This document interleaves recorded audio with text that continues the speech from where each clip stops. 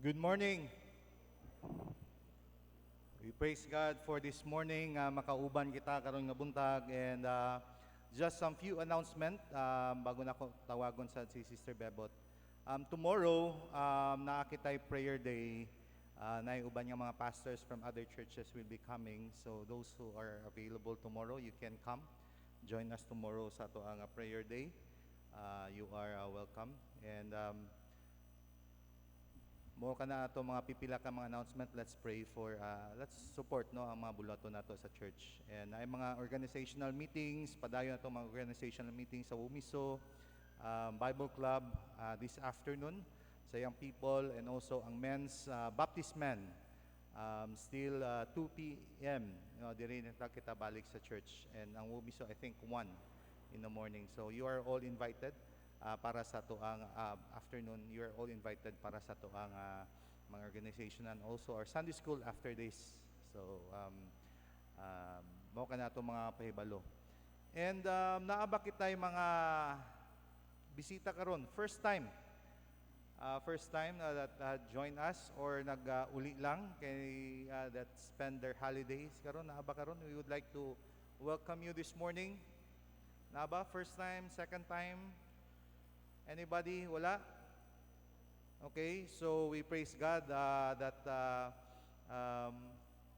nag-uban kita karon nga buntag, but it's an encouragement no to invite mag-invite magita para na kitay ma-welcome, kumusta. And just say good morning and hi to your seatmates this morning. Di na kita maglibutay karon kay si Sister Bebot will come. So say good morning. Okay, basig nagtapad mo, wala mo naka-hi man sa inyong mga tapad.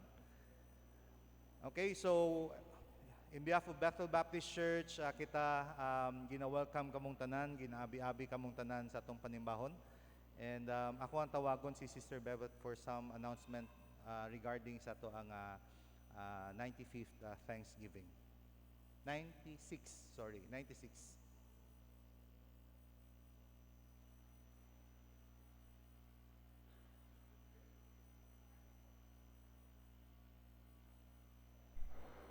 Good morning. Salamat, Pastor. Mayong buntag para mawala lang ang kakulba. Salamat sa pagtugot sa atong Thanksgiving Chairman Committee by Kuya Glenn Ayala. Gihangyo ko niya to stand before you all kay nagbiyahe siya. So, murag na emergency ito nga biyahe going to Iligan. Hello? Hi. We have only 5 more Sundays to go. It's our 96th Thanksgiving. So, ang committee nagahangyo sa matag usa nga kitang tanan as member of Bethel Baptist Church makigbahin niini nga celebration. So, it was announced, gamit sa tagantipara. It was announced previous Sunday sa paggamit niini nga envelope, kining pink na adiha sa gawas for the Thanksgiving, and make sure to write down your name ug ang amount ug i-drop lang siya during sa offering time. Nganong kinahanglan nato isulat ang ngalan para mahibalan sad namo kinsa mo aron mapasalamatan mo, not name by name but in general, mapasalamatan mo, and then the amount, kay para ma-record sad na siya after the service nga mag-ihap ang Finance Committee. Ug naamoy nakita na diha sa likod, actually nanay nananaw diha, na ay list posted sa gawas sa ato. Mga need na siya. Usa niya na ang atong lechon. Kay mingaw man ug walay lechon during Thanksgiving, di ba? Lami manggid nang naay lechon. Labi na kun unta nakahapa diha sa kung ahata magpakaon. But then tungod kay daghan kaayta, dili nato na mahimo, but instead we have to kanang tad-tad the lechon, and then i-segregate na dai na siya parang mahatagan ang tanan. And then feel free to write your name and contact number kay para ma-remind mo sa inyong saad nga nilista mo diha. Aduna nay nakalista diha sa gawas sa atong mga special needs, nanay naglist duha para sa lechon. So, ang committee nagaplano nga unta na atay 12 or more para mas daghan ang maka-avail sa pagkaon. Kay kung pila lang sad ka buok, pila ra pud ang makakaon. And also, naasad gihapon nakasulat didto that we need not only lechon but fruits and veggies. Unsa man nga mga klase nga fruits daghan ta. So like apple, etc. Daghan. Kung unsay inyong madala, mas maayo. Not only fruits but veggies. Unsa man na nga mga veggies, daghan. Pwede mo magdala kay alugbati, string beans ug maski unsa pa diha. Kay daghan tag mga member dinhi nga naay mga farm. So gahangyo mi nga unta na amoy madala.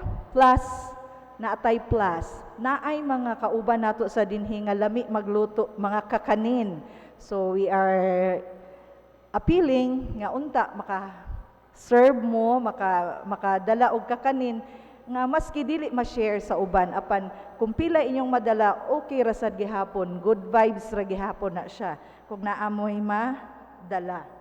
Ug sa naanda nato halusa kita naka-join sa atong Thanksgiving. Naatay ginahimo nga paraffle. So, last year, naay nakadawat og washing machine.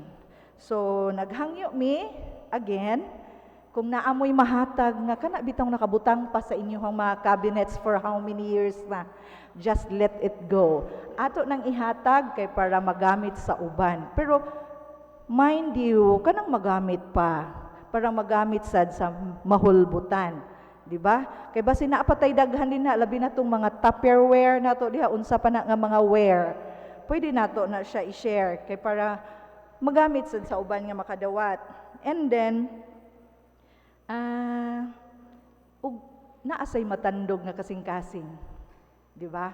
Kung naay mo sponsor sa mga dagko nga butang, dagko na ginaha dili ginagmay dagko nga butang. Di na nako i-mention unsa as long as the Lord touches your heart nga pwede ninyo ihatag para paraffle nato. Kay dili lang man kana ang atong ihatag during paraffle. Like ang ulo sa lechon, ang tiil sa lechon. So daghan kaayo ang nakadawat ana last year kay daghan gihapon tag lechon. So it says in Philippians 4:6, be anxious about anything but in every prayer and by supplication, with thanksgiving, let your request be made known to God. Daghang salamat again, Maing Buntag.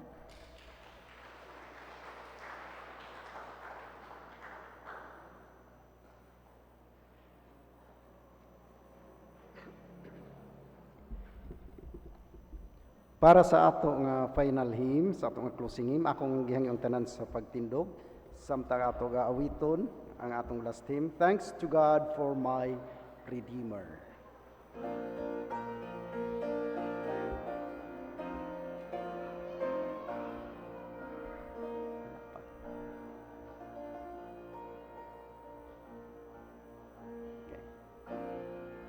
Okay, now ready? Sing. Thanks to God for my Redeemer. Thanks for all that thou provide. Thanks for times now but a memory. Thanks for Jesus by my side. Thanks for pleasant balmy springtime. Thanks for dark and dreary hall. Thanks for tears by now forgotten. Thanks for peace within my soul. Thanks for prayers that thou hast answered. Thanks for that thou dost deny. Thanks for storms that I have weathered. Thanks for all thou dost supply. Thanks for pain and thanks for pleasure. Thanks for comfort in despair. Thanks for grace that none can measure. Thanks for love beyond compare. Thanks for roses by the wayside. Thanks for thorns their stems contain. Thanks for homes and thanks for fireside. Thanks for hope, that sweet refrain. Thanks for joy and thanks for sorrow. Thanks for heavenly place with thee. Thanks for hope in the tomorrow. Thanks for all eternity. Let us pray. Heavenly Father, we thank you for your goodness. We thank you for your love. We thank you for your mercy and grace that has brought us up from the pits where we were before.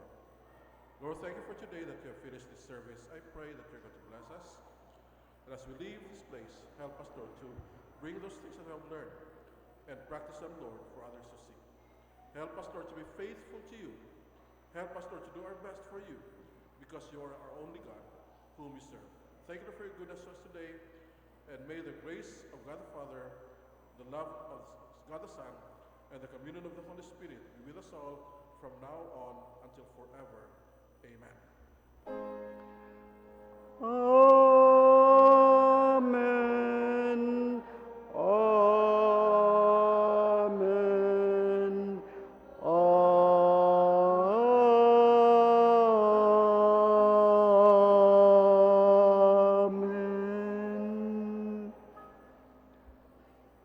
Once again, good morning sa tanan. And thank you for worshiping with us. God bless us all.